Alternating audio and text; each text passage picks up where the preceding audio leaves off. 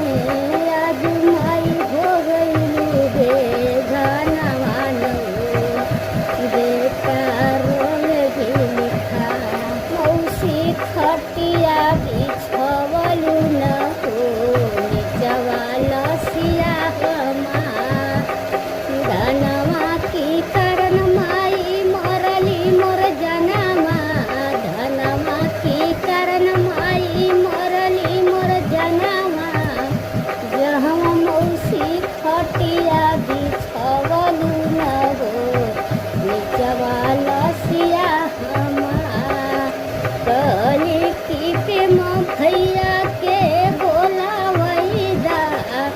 मौसी से भेटिया कराई दे तू नहीं तो किनी सुनली हमार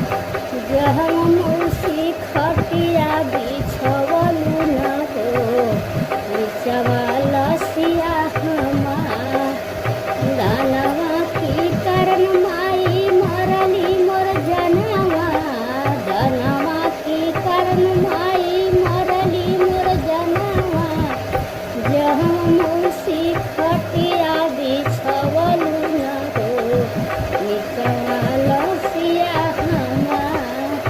भौजी कम लगावा लैकन का बजरिया ना भौजी कम लगावा लैकन का बजरिया ना